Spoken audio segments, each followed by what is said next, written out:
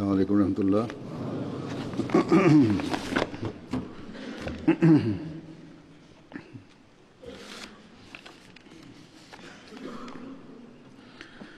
اشہد ان لا الہ الا اللہ وحدہ لا شریک لہ واشہد ان محمدا عبدہ ورسولہ. اما بعد فاعوذ باللہ من الشیطان الرجیم. بسم اللہ الرحمن الرحیم. الحمد للہ رب العالمین الرحمن الرحیم مالک یوم الدین. إياك نعبد وإياك نستعين. اهدنا الصراط المستقيم صراط الذين أنعمت عليهم غير المغضوب عليهم ولا الضالين.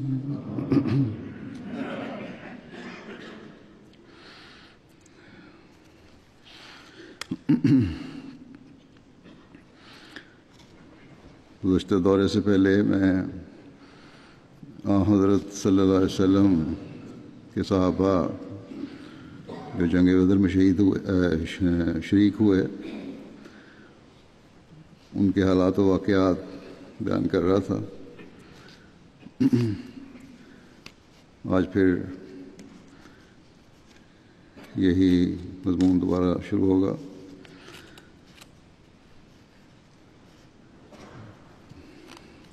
آج جن صحابہ کا ذکر ہے ان میں سے ایک ہیں حضرت عمارہ بن حزم. حضرت عمارہ رضی اللہ عنہ ان 70 صحابہ میں شامل ہیں جو بیعت عقبہ ثانیہ میں شامل ہوئے تھے. ان کے بھائی حضرت عمر بن حزم اور حضرت معاون بن حزم بھی صحابی تھے. غزوہ بدر، غزوہ احد سمیت دیگر تمام غزوات میں رسول کریم صلی اللہ علیہ وسلم کے ساتھ شامل ہوئے. فتح مکہ کے دن بنو مالک بن نجار کا جھنڈا ان کے ہاتھ میں تھا. رسول کریم صلی اللہ علیہ وسلم نے عمارہ کی مواخات حضرت محرز بن نزلہ سے کروائی، ان کا بھائی بنایا. ہجرت کے بعد حضرت صلی اللہ علیہ وسلم کی وفات کے بعد جو مرتدین کا فتنہ اٹھا اور انہوں نے جنگ شروع کی مسلمانوں کے ساتھ، ان کے خلاف لڑائی میں بھی حضرت خالد بن ولید کے ساتھ یہ شامل ہوئے اور جنگ یمامہ میں ان کی شہادت ہوئی. ان کی والدہ کا نام خالدہ بنت انس تھا.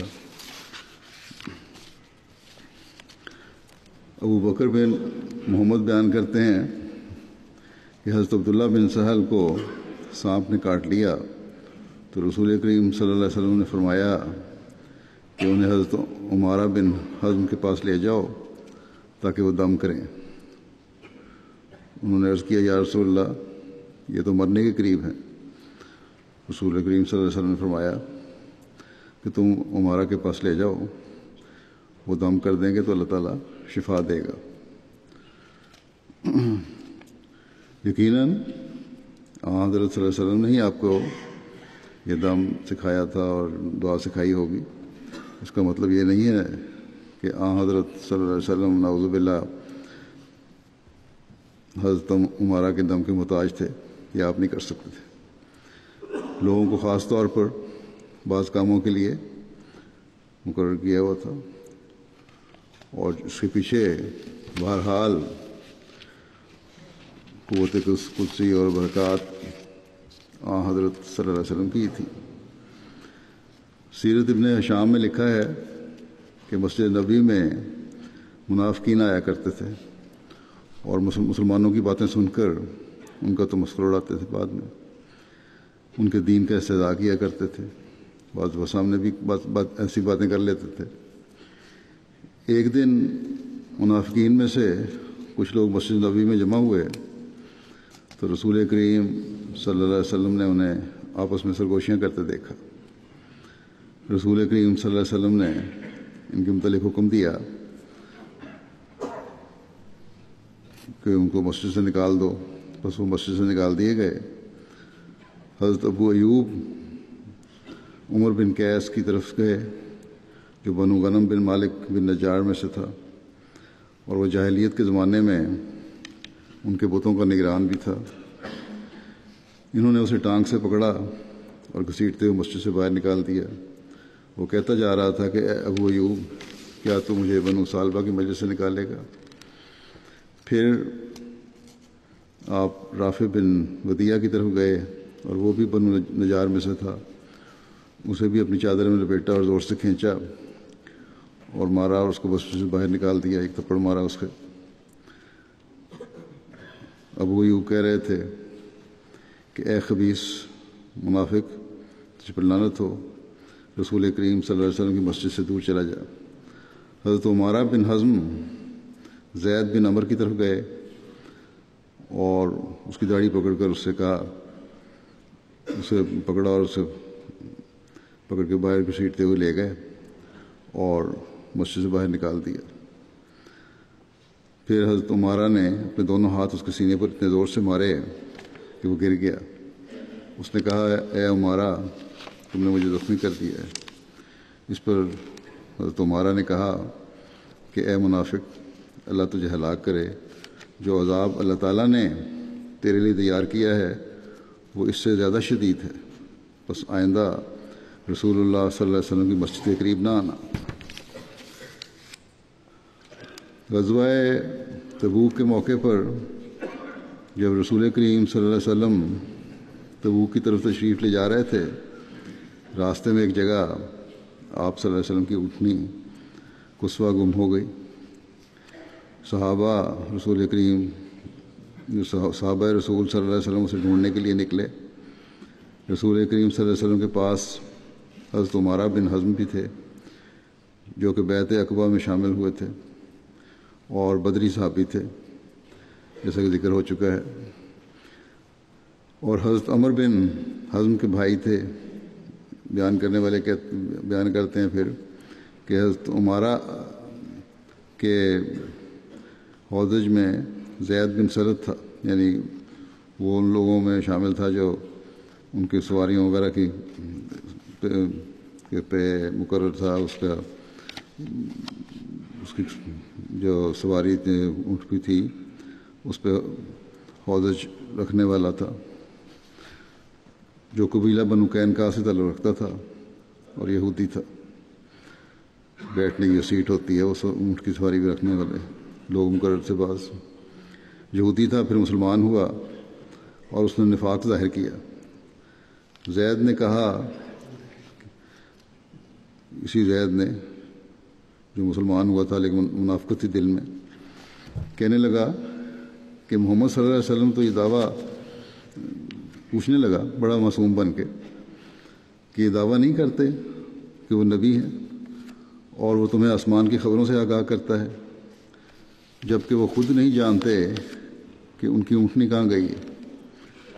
رسول کریم صلی اللہ علیہ وسلم نے فرمایا، اس وقت حضرت عمارہ آپ کے پاس تھے،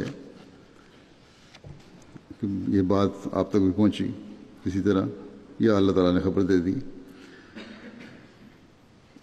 تو آپ یقیناً ایک شخص نے کہا ہے، آپ صلی اللہ علیہ وسلم نے فرمایا کہ ایک شخص نے کہا ہے کہ محمد صلی اللہ علیہ وسلم تم لوگوں کو تو بتاتا ہے کہ وہ نبی ہے اور گمان کرتا ہے کہ تم لوگوں کو آسمان کی خبروں سے آگاہ کرتا ہے، جبکہ وہ خود نہیں جانتا کہ اس کی اونٹنی کہاں ہے۔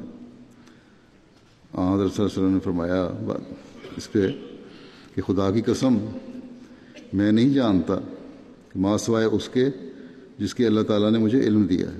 غیب کا علم تو میں نہیں جانتا، ہاں اللہ تعالیٰ بتاتا ہے تو میں بتاتا ہوں۔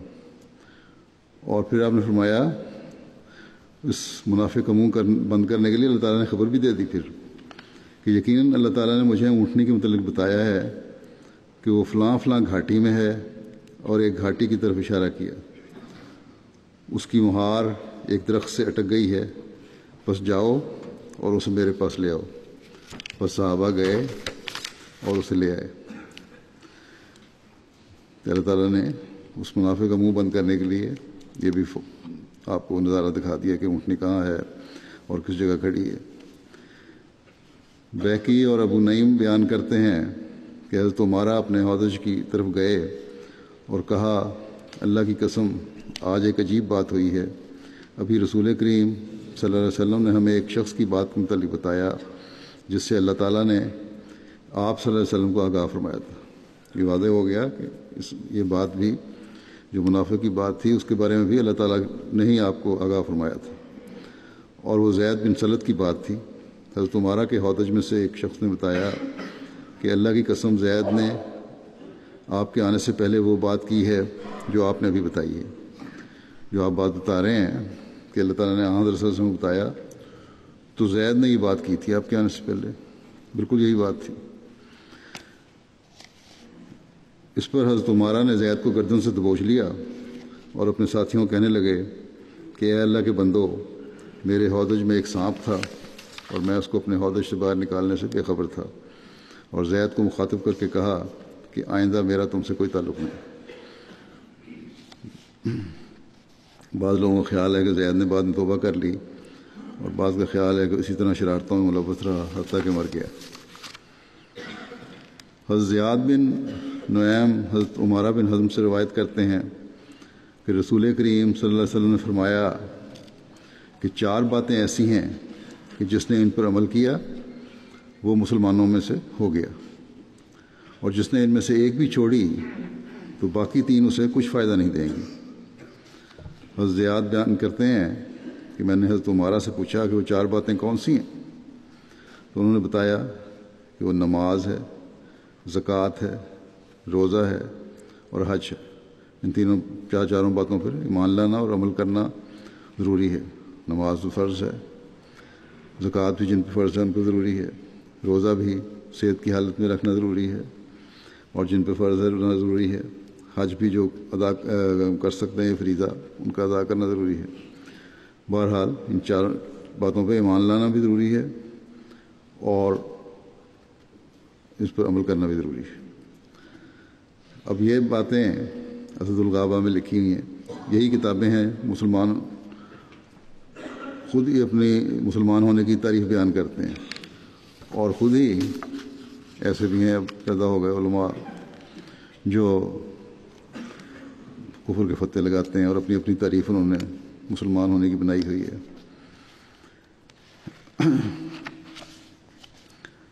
دوسرے صحابی جن کا ذکر ہوگا آج وہ حضرت عبداللہ بن مسعود ہیں۔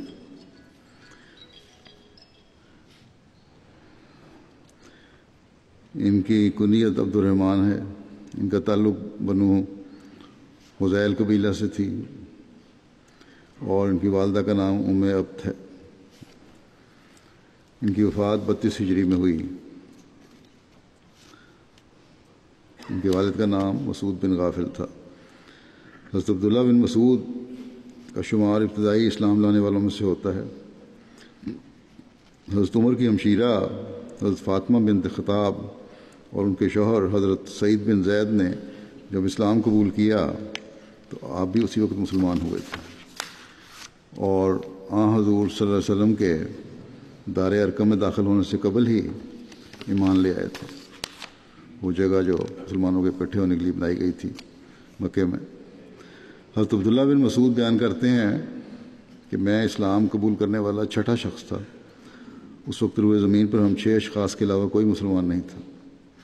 اپنے اسلام قبول کرنے کا واقعہ بیان کرتے ہوئے حضرت عبداللہ بن مسعود بیان کرتے ہیں کہ میں سن تمیز کو جب پہنچ گیا، ایسی عمر کو پہنچ گیا جب صحیح پہچان بھی ہوتی ہے، فرق پتہ لگ جاتا ہے اچھے برے کا، بلوغت کی عمر ہوتی ہے، ایک دن عقبہ بن معیط کی بکریاں چلا رہا تھا۔ حضرت صلی اللہ علیہ وسلم تشریف لائے اور حضرت ابوبکر بھی آپ کے ساتھ تھے۔ آپ صلی اللہ علیہ وسلم نے مجھ سے فرمایا کہ اے لڑکے، تیرے پاس کچھ دودھ ہے؟ میں نے عرض کیا جی ہاں ہے، مگر میں امین ہوں، دے نہیں سکتا۔ بچپن سے ان میں بڑی نیکی تھی۔ حضور صلی اللہ علیہ وسلم نے فرمایا کہ کوئی بکری لے آؤ جو گابن نہ ہو، ایسی بکری جو گابن نہیں ہے، دودھ نہیں دے رہی، اسے لے آؤ۔ کہتے ہیں میں ایک جوان بکری آپ کے پاس لے گیا تو رسول خدا صلی اللہ علیہ وسلم نے اس کے پاؤں باندھ دیے، اس کے تھان پر ہاتھ پھیرنا شروع کیا اور دعا کی، یہاں تک کہ اس کے دودھ اتر آیا۔ پھر حضرت ابوبکر ایک برتن لے آئے اور حضور صلی اللہ علیہ وسلم نے اس برتن میں اس کا دودھ دویا اور حضرت ابوبکر نے صرف فرمایا کہ پیو۔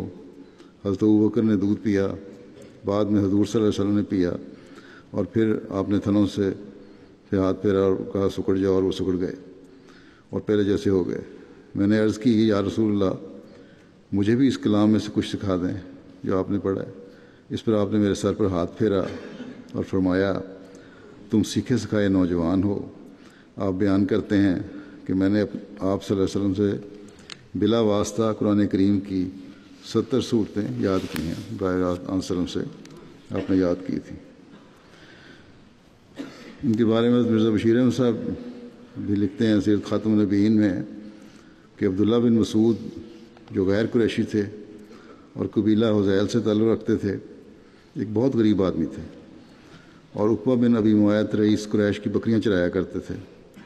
اسلام لانے کے بعد یہ حضرت صلی اللہ علیہ وسلم کی خدمت میں آ گئے اور آپ کی صحبت سے بالآخر نہایت عالم و فاضل بن گئے۔ فقہ حنفی کی بنیاد زیادہ تر انہی کے اقوال و اجتہادات پر مبنی ہے۔ ان کی دینی کی فضیلت، دینی علم کی فضیلت، اس کے بارے میں روایت ہے۔ حضرت ابن مسعود کہتے ہیں کہ لوگ جانتے ہیں کہ میں ان سب میں سے کتاب اللہ کا خوب عالم ہوں۔ قرآن مجید میں کوئی صورت یا آیت نہیں، مگر میں جانتا ہوں کہ وہ کب اتری اور کہاں اتری۔ ابو وائل راوی کہتے ہیں کہ اس بیان کا کسی نے انکار نہیں کیا جب عبداللہ بن مسعود نے یہ بات کہی۔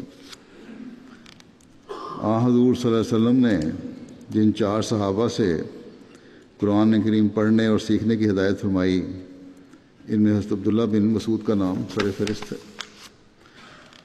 دباچہ تفسیر القرآن میں اس کی تفصیل حضرت مسلم موعود نے اس طرح بیان فرمائی ہے کہ چونکہ لوگوں میں حفظ قرآن کریم کا اشتیاق بہت تیز ہو گیا تھا، رسول اللہ صلی اللہ علیہ وسلم نے قرآن کریم پڑھانے والے استادوں کی ایک جماعت مقرر فرمائی جو سارا قرآن رسول اللہ صلی اللہ علیہ وسلم سے حفظ کر کے آگے لوگوں کو پڑھاتے تھے۔ یہ 4 چوٹی کے استاد تھے جن کا کام یہ تھا کہ رسول اللہ صلی اللہ علیہ وسلم سے قرآن شریف پڑھیں اور لوگوں کو قرآن پڑھائیں۔ پھر ان کے ماتحت اور بہت سے صحابہ ایسے تھے جو لوگوں کو قرآن شریف پڑھاتے تھے۔ ان 4 بڑے استادوں کے نام یہ ہیں: عبداللہ بن مسعود، سالم مولا ابی حذیفہ، معاذ بن جبل اور ابی بن کعب۔ ان میں سے پہلے 2 مہاجر ہیں اور دوسرے 2 انصاری۔ کاموں کے لحاظ سے عبداللہ بن مسعود ایک مزدور تھے، سالم ایک آزاد شدہ غلام تھے، معاذ بن جبل اور ابی بن کعب مدینہ کے رؤساء میں سے تھے۔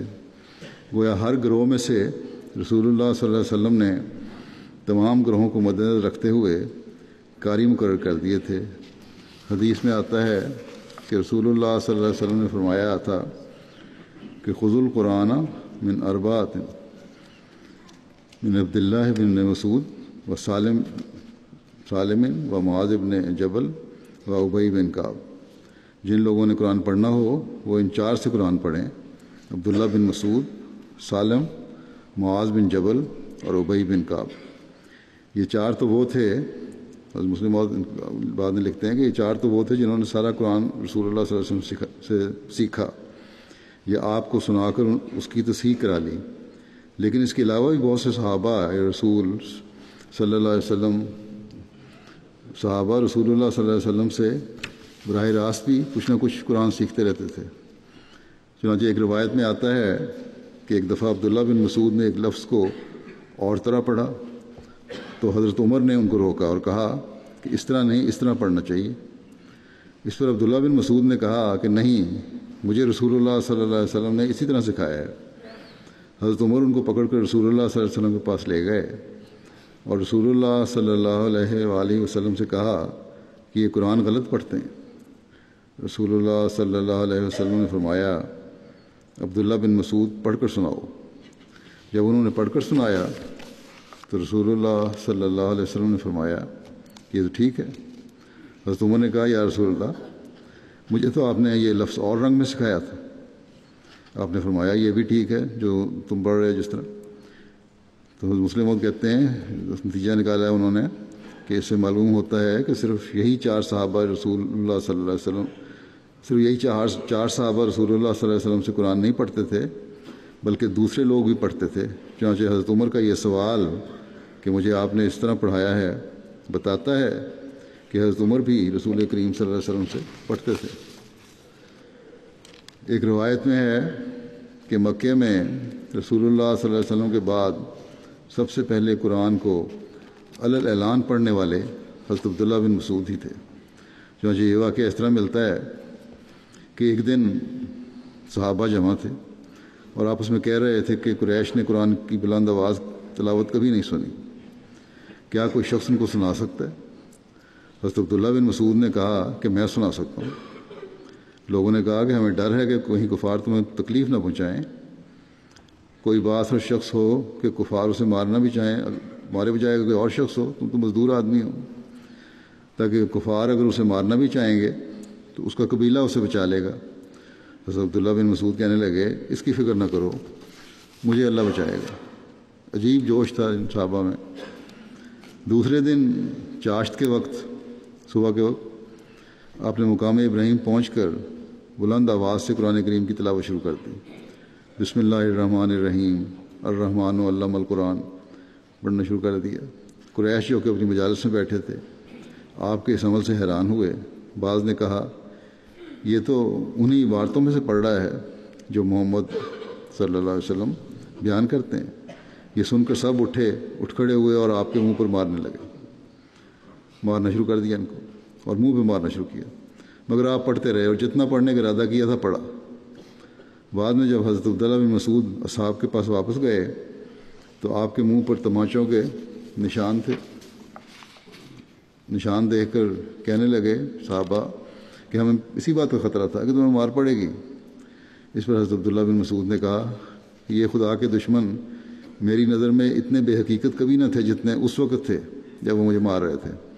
اگر تم چاہو تو میں کل بھی ایسا ہی کرنے کو تیار ہوں۔ صحابہ نے کہا نہیں، اتنا ہی کافی ہے، تم نے انہیں وہ چیز سنا دی ہے جسے وہ سننا ہی نہیں چاہتے تھے۔ حضرت عبداللہ بن مسعود کے اسلام قبول کرنے کے بعد حضور صلی اللہ علیہ وسلم انہیں اپنے پاس رکھ لیا۔ آپ حضور صلی اللہ علیہ وسلم کی خدمت کیا کرتے تھے۔ نبی کریم صلی اللہ علیہ وسلم نے آپ سے فرما دیا تھا کہ جب تم میری آواز سن لیا کرو اور گھر میں پردہ نہ پڑا ہو تو بلا اجازت اندر آ جائے کرو۔ گھر میں اگر پردہ گرا ہوا ہے تو پھر نہیں آنا بغیر پوچھے، اور اگر پردہ اٹھا ہوا ہے، دروازہ کھلا ہے، میری آواز سن لی تم نے تو آ جائے کرو، تمہیں اجازت ہے۔ اس کا مطلب یہ ہے کہ وہاں اس وقت کوئی خواتین وغیرہ نہیں ہے۔ آپ حضور صلی اللہ علیہ وسلم کا ہر کام کرتے تھے۔ آپ کو جوتی پہناتے، کہیں ساتھ جانے کی ضرورت ہوتی تو ساتھ جاتے۔ جب حضور صلی اللہ علیہ وسلم غسل فرماتے تو آپ پردہ لے کر کھڑے رہتے۔ صحابہ میں آپ صاحب السواک کے لقب سے مشہور تھے۔ ایک اور روایت کے مطابق آپ کو صاحب السواک، صاحب الوساد اور صاحب النالین بھی کہا جاتا ہے۔ عبداللہ بن مسعود رسول اللہ صلی اللہ علیہ وسلم کے رازدار، آپ کا بستر بچھانے والے، آپ کی مسواک اور نالین مبارک رکھنے والے تھے۔ یہ جو عربی کے لفظ بولے گئے ہیں یہ وہ تھے کہ آپ کا بستر بچھانے والے تھے، مسواک کہلاتے تھے، وضو کرواتے تھے، نہانے کا انتظام کرتے تھے، حضرت صلی اللہ علیہ وسلم کے لیے آپ کو بستر بچھاتے تھے۔ بستر بچھانے والے کو صاحب السواد کہتے ہیں۔ اور آپ کی نالین مبارک جوتیاں رکھنے اور ٹھیک کرنے کا کام بھی کرتے تھے، اس لیے صاحب النالین بھی آپ کو کہا جاتا ہے۔ وضو کا پانی رکھنے والے تھے۔ یہ سفر میں جب بھی ہوتے ہیں حضرت صلی اللہ علیہ وسلم تو اسی طرح آپ ہی کرتے یہ کام۔ ابو ملی سے مروی ہے کہ رسول اللہ صلی اللہ علیہ وسلم جب غسل فرماتے تو حضرت عبداللہ بن مسعود پردہ کرتے تھے، اور جب آپ سوتے تو آپ کو بیدار کرتے تھے، آپ کے ہمراہ سفر میں مسلح ہو کر جاتے تھے۔ حضرت ابو موسیٰ روایت کرتے ہیں کہ جب ہم یمن سے آئے تو ہم یہی سمجھتے تھے، جب پہلی دفعہ آئے یمن سے نئے کہ حضرت عبداللہ بن مسعود حضرت صلی اللہ علیہ وسلم کے اہل بیت میں سے ہیں، کیونکہ ان کی اور ان کی والدہ کی آمد و رفت حضور صلی اللہ علیہ وسلم کے ہاں بہت زیادہ تھی، گھر میں آنا جانا بہت زیادہ تھا، کام کرتے تھے، اسی طرح والدہ بھی آتی جاتی تھیں۔ تو یہ کہتے ہیں ہم جب نئے نئے مدینے میں آئے تو ہم سمجھے کہ یہ بھی حضرت صلی اللہ علیہ وسلم کے اہل بیت میں سے ہیں۔ حضرت عبداللہ بن مسعود دونوں ہجرتوں میں شامل تھے، ہجرت حبشہ میں بھی اور ہجرت مدینہ میں بھی۔ غزوہ بدر، احد، خندق اور بیعت رضوان وغیرہ میں حضور صلی اللہ علیہ وسلم کے ساتھ شامل تھے۔ حضور صلی اللہ علیہ وسلم کے بعد جنگ یرموک میں بھی شامل ہوئے۔ آپ ان صحابہ میں بھی شامل تھے جنہیں حضور نے ان کی زندگی میں ہی جنت کی بشارت دی تھی۔ غزوہ بدر میں ابو جہل کو انجام تک پہنچانے میں حضرت عبداللہ بن مسعود کا بھی حصہ ہے۔ حضرت انس سے مروی ہے کہ غزوہ بدر کے اختتام پر حضور صلی اللہ علیہ وسلم نے فرمایا کہ کیا کوئی ہے جو ابو جہل کے بارے میں درست خبر لائے؟ عبداللہ بن مسعود گئے اور دیکھا کہ ابو جہل جنگ کے میدان میں شدید زخمی ہے اور جان کنی کی حالت میں پڑا ہے۔ اسے افراء کے بیٹوں نے اس حالت میں پہنچایا تھا۔ حضرت ابن مسعود نے اس کی داڑھی سے پکڑ کر کہا کیا تم ہی ابو جہل ہو؟ اس نے اسی حالت میں بھی بڑے غرور سے جواب دیا، کیا کبھی مجھ سے بڑا سردار بھی تم نے مارا ہے؟ صحیح مسلم کی روایت ہے، پہلی روایت بخاری کی تھی، صحیح مسلم کی روایت ہے اس کے بارے میں کہ حضرت عبداللہ بن مسعود نے اس کی داڑھی کو پکڑ کر کہا کہ کیا تو ابو جہل ہے؟ اس پر ابو جہل نے کہا کیا تم نے آج سے پہلے میرے جیسا بڑا آدمی قتل کیا ہے؟ راوی کہتے ہیں ابو جہل نے کہا اے کاش کہ میں ایک کسان کے ہاتھوں سے قتل نہ ہوتا۔ مدینے کے 2 لڑکے تھے جنہوں نے قتل کیا تھا، اس کو اس حالت میں پہنچایا تھا۔ مسیح ثانی نے بھی اس کی تفصیل لکھی ہے تفسیر کبیر میں کہ کس طرح دشمن حسد کی آگ میں جلتے رہے ساری عمر، اور پھر مرتے ہوئے بھی اسی آگ میں جل رہے تھے۔ اب لکھتے ہیں کہ حضرت عبداللہ بن مسعود کہتے ہیں کہ جنگ کے بعد میں نے دیکھا کہ ابو جہل ایک جگہ زخموں کی شدت کی وجہ سے کرا رہا ہے۔ میں اس کے پاس گیا اور میں نے کہا سناؤ کیا حال ہے؟ اس نے کہا مجھے اپنی موت کا کوئی غم نہیں، سپاہی آخر مرائی کرتے ہیں، مجھے تو یہ غم ہے کہ مدینے کے 2 انصاری لڑکوں کے ہاتھوں سے میں مارا گیا۔ اب تم صرف اتنا احسان کرو میرے پہ، مر تو میں رہا ہوں، کہ تلوار سے میری گردن کاٹ دو تاکہ میری یہ تکلیف ختم ہو جائے، مگر دیکھنا میری گردن ذرا لمبی کاٹنا، کیونکہ جرنیلوں کی گردن ہمیشہ لمبی کاٹی جاتی ہے۔ حضرت عبداللہ بن مسعود نے کہا کہ میں تیری اس آخری حسد کو بھی کبھی پورا نہیں ہونے دوں گا اور تھوڑی کے قریب سے تیری گردن کاٹوں گا۔ چنانچہ انہوں نے تھوڑی کے قریب سے تلوار رکھ کر اس کا سر تن سے جدا کر دیا۔ حضرت مسلم موعود نے لکھا ہے کہ یہ دیکھو کتنی بڑی آگ تھی یہ جو ابو جہل کو جلا کر راکھ کر رہی تھی، کہ ساری عمر اس بات پہ جلتا رہا کہ حضرت صلی اللہ علیہ وسلم کو جو نقصان ہم پہنچانا چاہتے ہیں وہ پہنچا نہیں سکے۔ پھر مرنے کے لگا، موت کی جو حالت آئی تو اس وقت اس آگ میں جل رہا تھا کہ مدینے کے 2 ناتجربہ کار 9 عمر لڑکوں کے ہاتھوں مارا جا رہا ہے، اور پھر مرتے وقت اس نے جو آخری خواہش کی تھی کہ وہ بھی پوری نہیں ہوئی، اور تھوڑی کے پاس سے اس کی گردن کاٹی گئی، غرض کہ ہر قسم کی آگوں میں جلتا ہوا ہی وہ دنیا سے چلا گیا۔ جب حضرت عبداللہ بن مسعود ہجرت کر کے مدینہ تشریف لائے تو حضرت معاذ بن جبل کے ہاں آپ کا قیام تھا۔ بعض کے مطابق آپ حضرت سعد بن خیثمہ کے ہاں ٹھہرے تھے۔ مکے میں آپ کی مواخات کا حضرت زبیر بن عوام سے ہوئی تھی، جبکہ مدینہ میں حضور صلی اللہ علیہ وسلم نے معاذ بن جبل کو آپ کا دینی بھائی بنایا تھا۔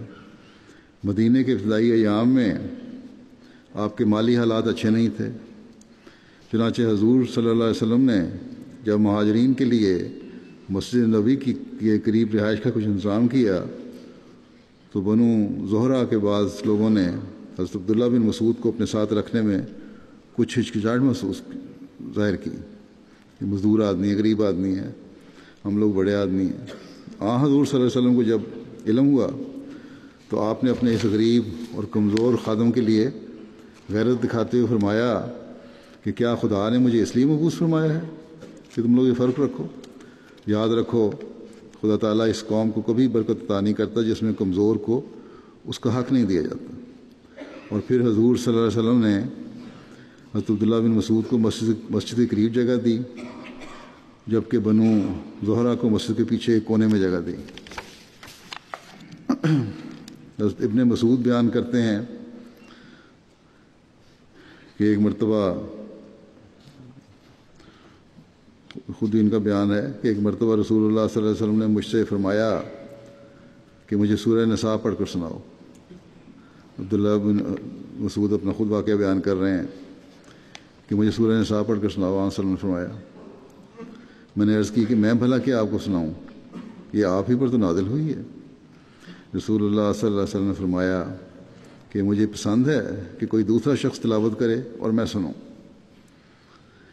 بیان کرتے ہیں کہ میں نے پڑھنا شروع کیا اور جب اس آیت پر پہنچا کہ فَكَيْفَ إِذَا جِئْنَا مِنْ كُلِّ أُمَّةٍ بِشَهِيدٍ وَجِئْنَا بِكَ عَلَىٰ هَٰؤُلَاءِ شَهِيدًا، بس کیا حال ہوگا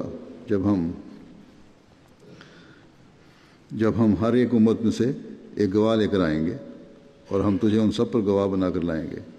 تو حضور صلی اللہ علیہ وسلم کی آنکھوں سے آنسو بہنے لگے، اور روایات میں آتا ہے کہ آپ نے کہا بس کرو۔ ایک دفعہ حضرت عمر فاروق عرفات کے مقام پر ٹھہرے ہوئے تھے کہ ایک شخص آپ کی خدمت میں حاضر ہو کر کہنے لگا کہ اے امیر المومنین، خلافت کے بعد کی بات ہے ان کی، کہ میں کوفہ سے آیا ہوں، وہاں میں نے دیکھا ہے کہ ایک شخص بنا دیکھے قرآن کی آیات کی املا کرتا ہے۔ اس پر آپ نے غصے کی حالت میں کہا کہ تیرا برا ہو، انداز ہے عربوں کا، کون ہے وہ شخص؟ اس نے ڈرتے ڈرتے کہا کہ عبداللہ بن مسعود۔ یہ سن کر حضرت عمر کا غصہ ٹھنڈا ہو گیا، یہاں تک کہ پہلی حالت میں واپس آ گئے۔ پھر فرمانے لگے کہ میں اس کام کا عبداللہ بن مسعود سے زیادہ کسی اور کو حقدار نہیں سمجھتا۔ بغیر دیکھے وہ لکھ سکتے ہیں قرآن کریم۔ حضرت عمر بیان کرتے ہیں کہ ایک دفعہ رات کے وقت حضرت ابوبکر اور میں حضور صلی اللہ علیہ وسلم کے ساتھ حضرت عبداللہ بن مسعود کے پاس سے گزرے۔ وہ نوافل ادا کر رہے تھے اور ان میں قرآن کریم کی تلاوت کر رہے تھے، کھڑے تھے، قیام میں تلاوت ہو رہی تھی۔ نبی کریم صلی اللہ علیہ وسلم کھڑے ہو کر آپ کی تلاوت سننے لگے۔ پھر عبداللہ بن مسعود رکوع میں گئے، پھر سجدہ کیا۔ حضور صلی اللہ علیہ وسلم نے فرمایا کہ اے عبداللہ، اب جو مانگو گے وہ تمہیں عطا کیا جائے گا۔ پھر نبی کریم صلی اللہ علیہ وسلم وہاں سے رخصت ہو گئے اور فرمایا کہ جس شخص کی خوشی اس بات میں ہو کہ وہ قرآن کریم کو اس طرح تازگی سے پڑھے جس طرح وہ نازل کیا گیا، تو اسے عبداللہ بن مسعود سے قرآن شریف پڑھنا چاہیے۔ مسند احمد بن حنبل میں یہ حدیث ہے، روایت ہے۔ حضرت عبد الرحمن بن یزید روایت کرتے ہیں کہ ہم حضرت حذیفہ کے پاس گئے اور کہا کہ ہمیں ایسا شخص کا پتہ بتا دیں جو رسول اللہ صلی اللہ علیہ وسلم کی روش سے زیادہ قریب ہو، اس طریق پہ چلنے والا ہو اور وہی کام کرنے والا ہو یا قریب ترین ہو جو حضرت صلی اللہ علیہ وسلم کیا کرتے تھے، تاکہ ہم اس سے علم حاصل کریں اور حدیثیں سنیں۔ تو انہوں نے کہا رسول اللہ صلی اللہ علیہ وسلم کی روش سے سب سے زیادہ قریب عبداللہ بن مسعود ہیں۔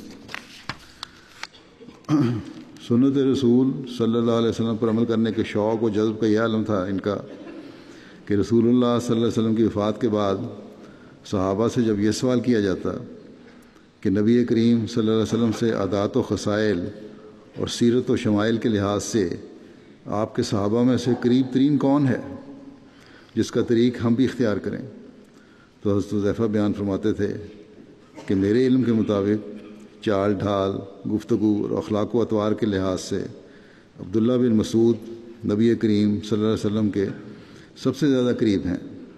شاید یہی وجہ ہے کہ نبی کریم فرماتے تھے کہ مجھے اپنی امت کے لیے وہی باتیں پسند ہیں جو عبداللہ بن مسعود کو مرغوب ہیں۔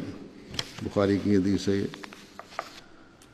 حضرت علقمہ سے مروی ہے کہ حضرت عبداللہ بن مسعود کو ان کے طریق، ان کے حسن سیرت اور ان کی میانہ روی میں رسول اللہ صلی اللہ علیہ وسلم سے تشبیہ دی جاتی تھی۔ حضرت عبداللہ بن مسعود کے بیٹے عبید اللہ بیان کرتے ہیں کہ آپ کی عادت تھی کہ جب رات کو لوگ سو جاتے تو وہ تہجد کے لیے اٹھتے۔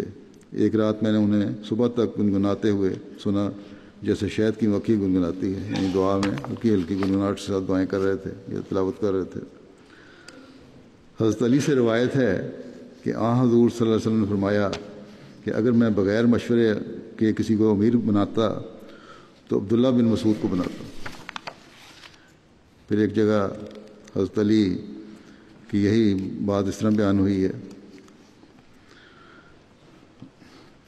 طبقات الکبریٰ میں لکھا ہے کہ حضرت علی سے مروی ہے کہ رسول اللہ صلی اللہ علیہ وسلم نے مجھ سے فرمایا اگر میں مسلمانوں کی مجلس سے شورا کے علاوہ کسی اور کو امیر بناتا تو عبداللہ بن مسعود کو امیر بناتا۔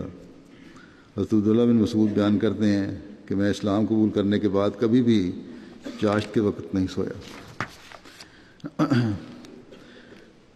عبداللہ بن مسعود اپنے بیوی بچوں سے محبت رکھتے تھے۔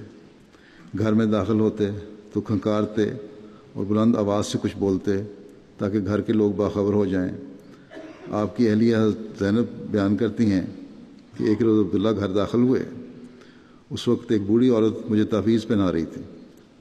عورتوں کو عادت ہوتی ہے ذرا بعض دفعہ کہ تعویذ گنڈا بھی کر لیں شاید برکت حاصل کرنے کے لیے، تو میں نے آپ کے ڈر سے، ان کو پتہ تھا کہ عبداللہ بن مسعود کو پسند نہیں ہے یہ چیز، کہتی میں نے ان کے ڈر سے اسے پلنگ کے نیچے چھپا دیا اپنے جہاں بیٹھ کر رہی تھی۔ آپ میرے پاس آ کر بیٹھ گئے اور میرے گلے کی طرف دیکھ کر پوچھا کہ یہ دھاگا کیسا ہے جو تم نے گلے میں ڈالا ہوا ہے؟ میں نے کہا تعویذ ہے۔ انہوں نے اس کو توڑ کے اسی وقت پھینک دیا اور کہا کہ عبداللہ کا خاندان شرک سے بری ہے۔ رسول اللہ صلی اللہ علیہ وسلم سے میں نے سنا ہے، پھر انہوں نے عبداللہ بن مسعود نے کہا کہ رسول اللہ صلی اللہ علیہ وسلم سے میں نے سنا ہے کہ تعویذ گنڈے شرک میں داخل ہیں۔ میں نے کہا یہ آپ کیا فرماتے ہیں؟ میری آنکھیں جوش کر آتی تھیں تو میں فلاں یہودی سے تعویذ لینے جایا کرتی تھی۔ بعض دفعہ میری آنکھوں میں تکلیف ہوتی تھی، آنکھیں پھول جاتی تھیں، پانی نکلتا تھا، تو میں تو یہودی سے تعویذ لیتی تھی اس کا، اور اس کے تعویذ سے سکون ہو جاتا تھا مجھے۔ تو عبداللہ بن مسعود بولے کہ یہ سب شیطانی عمل ہے، تمہارے لیے رسول اللہ صلی اللہ علیہ وسلم کی یہ دعا ہی کافی ہے، اور وہ دعا یہ ہے کہ اذهب الباس رب الناس اشفِ وانت الشافی لا شفاء الا شفاؤک شفاء لا یغادر سقما۔ اے لوگوں کے پروردگار، میری تکلیف کو دور فرما، تو شفا دے، صرف تو ہی شفا دینے والا ہے، تیری شفا کے سوا کوئی شفا کارگر نہیں، ایسی شفا جو کسی بیماری کو نہ چھوڑے۔ اور وہ لوگ جو پیروں فقیروں کے دروں پہ جاتے ہیں، وہ لوگ جو سارا دن بھانگ اور چرس پی رہے ہوتے ہیں، کبھی نمازیں بھی نہیں پڑھتے، اور ان سے تعویذ گنڈا کرا کے اور پھر کہتے ہیں کہ ہم صحت یاب ہو گئے، ہم پہ بڑا فضل ہو گیا اور ہمیں اولاد مل گئی اور فلاں ہو گیا، یہ سب باتیں ان لوگوں کا جواب ہے۔ عبداللہ بن مسعود ایک دفعہ اپنے ایک دوست ابو عمیر سے ملنے گئے، اتفاق سے وہ موجود نہیں تھے، تو انہوں نے ان کی بیوی کو سلام بھیجا اور پینے کے لیے پانی مانگا۔ گھر میں پینے کا پانی موجود نہیں تھا۔ انہوں نے ایک لونڈی کو کسی ہمسائے کے پاس بھیجا، اس سے پانی لینے گئی اور دیر تک واپس نہیں آئی۔ ابو عمیر کی جو کام کرنے والی لونڈی تھی، ابو عمیر کی بیوی نے اسے اس بات پہ سخت سست کہا اور اس پر لعنت بھیجی۔ حضرت عبداللہ یہ سن کر پیاسے ہی واپس پلٹ گئے۔ دوسرے دن ابو عمیر سے ملاقات ہوئی تو انہوں نے اتنی جلدی واپس چلے جانے کی وجہ پوچھی کہ تو پانی پیے بغیر ہی چلے گئے۔ انہوں نے جواب دیا کہ تمہاری بیوی نے جب خادمہ پر لعنت بھیجی تھی تو مجھے رسول اللہ صلی اللہ علیہ وسلم کی بات یاد آ گئی کہ جس پر لعنت بھیجی جاتی ہے اگر وہ بے قصور ہو تو بھیجنے والے پر واپس آ جاتی ہے لعنت۔ تو میں نے سوچا کہ خادمہ اگر بے قصور ہوئی تو میں بے وجہ اس لعنت کے واپس آنے کا باعث بنوں گا، اس لیے بہتر ہے کہ میں چلا جاؤں اور پانی نہ پیوں۔ تو خدا تعالیٰ کے خوف کا یہ حال تھا کہ کہیں شائبہ بھی ہے وہ کہ اللہ تعالیٰ کی ناراضگی ہو سکتی ہے کسی وجہ سے، تو اس سے بچتے تھے یہ لوگ۔ حضرت عبداللہ بن مسعود دبلے جسم، پتلے قد اور گندم گون رنگ کے مالک تھے، اور لیکن سفید لباس بڑا اچھا پہنتے تھے، سفید کپڑا پہنتے، خوشبو لگاتے تھے۔ حضرت علی سے مروی ہے کہ آپ اپنی خوشبو سے پہچانے جاتے تھے۔ حضرت علی بیان کرتے ہیں کہ ایک دفعہ رسول اللہ صلی اللہ علیہ وسلم نے کسی کام کے لیے عبداللہ بن مسعود کو ایک درخت پر چڑھنے کا حکم دیا۔ صحابہ آپ کی دبلی اور بظاہر کمزور پنڈلیوں کو دیکھ کر ہنسی مذاق کرنے لگے، بڑی کمزور سی دبلی پتلی ٹانگیں تھیں، ہنسی مذاق کرنے لگے۔ اس پر رسول اللہ صلی اللہ علیہ وسلم نے فرمایا کہ کیوں ہنستے ہو؟ عبداللہ کی نیکیوں کا پلڑا قیامت کے دن احد پہاڑ سے بھی زیادہ وزنی ہوگا۔ حضرت عبداللہ بن مسعود کے بال ایسے تھے جن کو اپنے کانوں تک اٹھاتے تھے۔ ایک روایت میں ہے کہ آپ کے بال گردن تک پہنچتے تھے، جب آپ نماز پڑھتے تو انہیں کانوں کے پیچھے کر لیتے تھے۔ زید بن وہب بیان کرتے ہیں کہ میں ایک دن حضرت عمر کے پاس بیٹھا ہوا تھا، اتنے میں حضرت عبداللہ بن مسعود آئے۔ چونکہ وہ پست قد کے تھے اس لیے اور لوگ جو بیٹھے ہوئے تھے ان میں چھپنے کے قریب ہو گئے۔ قد چھوٹا تھا ان کا، بہت دوسرے لوگ تھے بڑے لمبے لمبے قد کے بیٹھے ہوئے، یا اس طرح بیٹھے ہوں گے، چھپ رہے، بیٹھنے کی وجہ سے چھپ گئے، قریباً چھپنے والے تھے یا نظر نہیں صحیح طرح آ رہے تھے۔ حضرت عمر نے جب ان کو دیکھا تو مسکرانے لگے۔ پھر حضرت عمر نے آپ سے ہی باتیں کیں اور ہنس ہنس کر باتیں کرنے لگے۔ اس دوران حضرت عبداللہ کھڑے رہے۔ جب باتیں کر رہے تھے حضرت عمر سے تو حضرت عبداللہ کھڑے ہو گئے تاکہ چھپے نہ اور باتیں کرتے رہے۔ اس کے بعد باتیں کرنے کے بعد جب آپ وہاں سے چلے گئے، حضرت عبداللہ جب وہاں سے چلے گئے تو حضرت عمر نے آپ کو جاتے ہوئے دیکھا اور دیکھتے رہے پیچھے سے، یہاں تک کہ وہ نظروں سے اوجھل ہو گئے۔ پھر حضرت عمر نے فرمایا کہ یہ شخص علم سے بھرا ہوا ایک بڑا برتن ہے۔ حضرت ابن مسعود کے علمی مقام، یعنی عبداللہ بن مسعود کے علمی مقام اور مرتبہ کا اندازہ اس عمر سے لگایا جا سکتا ہے کہ جب حضرت معاذ بن جبل کی وفات کا وقت آیا اور ان سے درخواست کی گئی کہ ہمیں کوئی نصیحت کریں، تو انہوں نے فرمایا کہ علم اور ایمان کا ایک مقام ہے، علم اور ایمان کا ایک مقام ہے، جو بھی اس کو حاصل کرنے کی کوشش کرتا ہے کامیاب ہوتا ہے۔ پھر علم اور ایمان سیکھنے کے لیے حضرت معاذ بن جبل نے جن 4 عالم باعمل بزرگوں کے نام لیے ان میں حضرت عبداللہ بن مسعود کا نام بھی تھا۔ حضور صلی اللہ علیہ وسلم کے بعد حضرت عمر نے آپ کو اہل کوفہ کی تعلیم و تربیت کے لیے بطور مربی بھیجا، جبکہ حضرت عمار بن یاسر کو حاکم بنا کے بھیجا۔ ساتھ ہی اہل کوفہ کو یہ بھی لکھا کہ یہ دونوں رسول اللہ صلی اللہ علیہ وسلم کے اصحاب میں سے چنیدہ لوگ ہیں، بڑے خاص لوگ ہیں، اہل بدر میں سے ہیں۔ تم لوگ ان کی پیروی کرو، ان کے احکام کی اطاعت کرو اور ان کی باتیں سنو۔ میں تمہارے لیے عبداللہ بن مسعود کو اپنے سے زیادہ بہتر سمجھتا ہوں۔ حضرت عثمان رضی اللہ عنہ جب عبداللہ بن مسعود کی آخری بیماری تھی، آپ کی عیادت کے لیے تشریف لائے اور پوچھا کہ کیا آپ کو کوئی شکایت ہے؟ میں نے عرض کیا شکایت پوچھتے ہیں میرے سے؟ تو پھر شکایت مجھے اپنے گناہوں کی ہے کہ میں نے اتنے گناہ کیے ہیں۔ پھر عثمان نے پوچھا کہ کیا آپ کو کسی چیز کی ضرورت ہے؟ انہوں نے عرض کیا کہ پروردگار کی رحمت چاہتا ہوں۔ حضرت عثمان نے کہا کیا آپ کے لیے کوئی طبیب تجویز کر دوں، کوئی ڈاکٹر تجویز کر دوں جو علاج وغیرہ کرے آپ کو؟ انہوں نے پھر عرض کی طبیب نہیں تو مجھے بیمار بنایا ہے، اور یعنی کہ اللہ تعالیٰ کی رضا پہ میں راضی ہوں جو جی ہو رہا ہے۔ پھر حضرت عثمان نے کہا کہ کیا آپ کا وظیفہ مقرر کر دوں؟ تو کہنے لگے مجھے اس کی ضرورت نہیں۔ حضرت عثمان نے کہا کہ آپ کی لڑکیوں کے کام آئے گا۔ کہنے لگے کیا آپ کو میری لڑکیوں کے محتاج ہو جانے کا خدشہ ہے جو یہ بات کی ہے؟ پھر انہوں نے کہا کہ میں نے انہیں حکم دے رکھا ہے اپنی بیٹیوں کو کہ ہر شب سورہ واقعہ پڑھ لیا کرو۔ میں نے رسول اللہ صلی اللہ علیہ وسلم سے یہ سنا ہے کہ جو بھی ہر روز رات کو سورہ واقعہ پڑھ لیا کرے اسے کبھی فاقے کی مصیبت پیش نہ آئے گی۔ یہ تھا توکل اللہ اور قناعت کی حالت ان چمکتے ستاروں کی۔ سلمہ بن تمام کہتے ہیں کہ ایک شخص نے حضرت عبداللہ بن مسعود سے ملاقات کی اور اپنی ایک خواب بیان کرتے ہوئے کہنے لگا کہ میں نے رات آپ کو خواب میں دیکھا ہے، اور یہ کہ حضور صلی اللہ علیہ وسلم ایک اونچے ممبر پر بیٹھے ہیں اور آپ اس ممبر کے نیچے ہیں۔ حضور صلی اللہ علیہ وسلم یہ فرما رہے ہیں کہ اے ابن مسعود میرے پاس آ جاؤ، تم نے میرے بعد بڑی بے رغبتی اختیار کر لی ہے۔ عبداللہ بن مسعود نے پوچھا کہ خدا کی قسم کیا تو نے یہ خواب دیکھا ہے؟ اس شخص نے کہا ہاں۔ پھر اس پہ آپ نے فرمایا کہ کیا تو مدینے سے میری نماز جنازہ پڑھنے آیا ہے؟ اب تو وقت پھر اس کا مطلب میرا قریب ہی ہے۔ اس کے کچھ عرصے بعد ہی ان کی وفات ہو گئی، لیکن وفات سے قبل حضرت عثمان کو جب ان کی بیماری کا علم ہوا تو آپ کو کوفہ سے مدینے بلوا لیا۔ کوفے کے لوگوں نے آپ کو کوفہ ہی میں رکنے کا کہا اور یہ بھی کہا کہ ہم آپ کی حفاظت کریں گے، لیکن جب بیماری نہیں تھی ویسے حضرت عثمان نے شاید بلا لیا تھا ان کو۔ بہرحال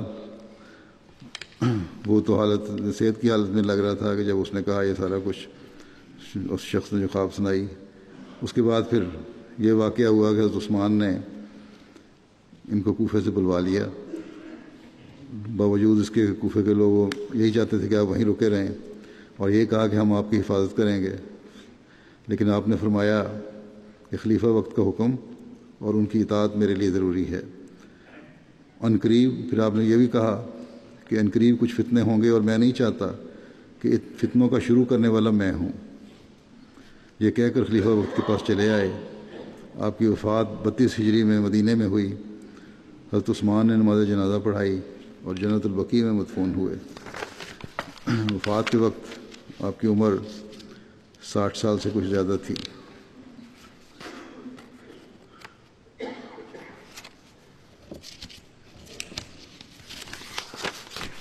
ایک اور روایت کے مطابق وفات کے وقت آپ کی عمر 70 برس سے کچھ زائد تھی۔ حضرت عبداللہ بن مسعود کی وفات پر حضرت ابو موسیٰ نے حضرت ابو مسعود سے کہا کہ کیا آپ یہ سمجھتے ہیں کہ حضرت عبداللہ بن مسعود نے اپنے بعد ایسی خوبیوں والا اور کوئی شخص پیچھے چھوڑا ہے؟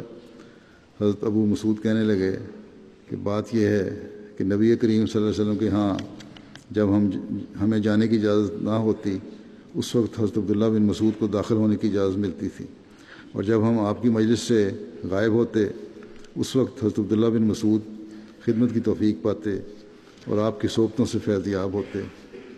تو یہ کس طرح ہو سکتا ہے کہ کوئی اور شخص اتنی خوبیوں والا ہو؟ حضرت عبداللہ بن مسعود سنت نبی پر خوب کاربند تھے۔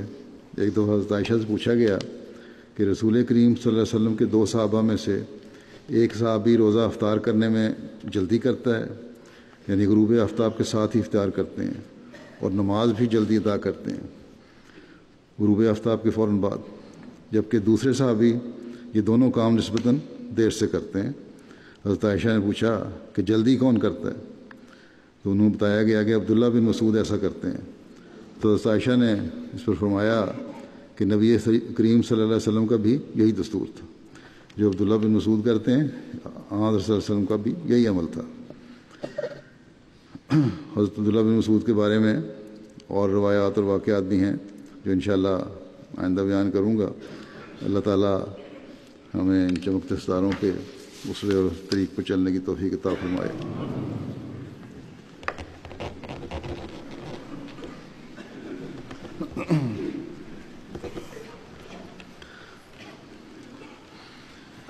الحمد للہ الحمد لله نحمده ونستعينه ونستغفره ونؤمن به ونتوكل عليه ونعوذ بالله من شرور أنفسنا ومن سيئات أعمالنا من يهده الله فلا مضل له ومن يضلل فلا هادي له ونشهد أن لا إله إلا الله ونشهد أن محمدا عبده ورسوله عباد الله رحمكم الله إن الله يأمر بالعدل والإحسان وإيتاء ذي القربى وينهى عن الفحشاء والمنكر والبغي يعظكم لعلكم تذكرون اذكروا الله يذكركم وادعوه يستجب لكم ولذكر الله أكبر.